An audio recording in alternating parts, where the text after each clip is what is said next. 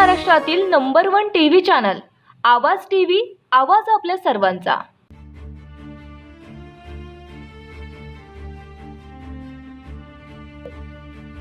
मी प्रशांत सुरदे, सहाय्यक निवडणूक निर्णय अधिकारी, शिरपूर नगर परिषद सार्वत्रिक निवडणूक 2025 साठी जे आपल्या 75 मतदान केंद्र होते त्या ठिकाणी 2 तारखेला मतदान झाल्यानंतर नगर परिषद मालकीचे स्वर्गीय मुक्तीबाई पटेल टाउन हॉल इथे मतपेट्या स्ट्रॉंग रूममध्ये ठेवण्यात आलेल्या आहे आणि त्या स्ट्रॉंग रूममध्ये प्रत्येक 8 तासासाठी एका अधिकाऱ्याची वर्ग 2च्या अधिकाऱ्यांची तिथं नेमणूक करण्यात आली निगराणीसाठी।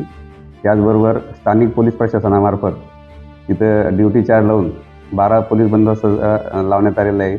तसं एक SRPFची एक तुकडी तिथं आलेली आहे। अशा प्रकारे कडेकोट बंदोबस्त तिथं लावण्यात आलेला आहे।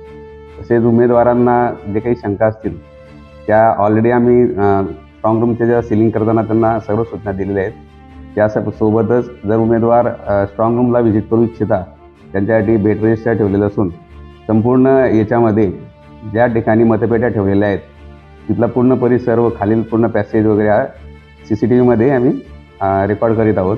त्यासाठी एकूण 16 कॅमेरे बसवण्यात आलेले आहेत। ज्या स्ट्रॉंग रूममध्ये मतपेट्या ठेवलेल्या आहेत त्या आतले कॅमेरेसुद्धा बाहेर LED स्क्रीनवरती आपण उमेदवारांना दाखवू शकतो।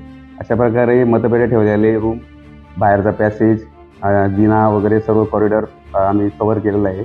त्या ठिकाणी संपूर्ण रेकॉर्डिंग 2 तारखेपासून आम्ही सुरू ठेवलेली आहे। तसेच कंट्रोल रूमसाठी एक आम्ही वेगळा LED स्क्रीन तिथे ठेवलेला आहे आणि उमेदवार जे बाहेरून येतील रात्री किंवा सकाळी जेव्हा त्यांना बघायची इच्छा असेल त्यासाठी आम्ही खाली पॅसेजमध्ये एक मोठा 43 इंची टीव्हीचा स्क्रीन तिथे लावलेला आहे।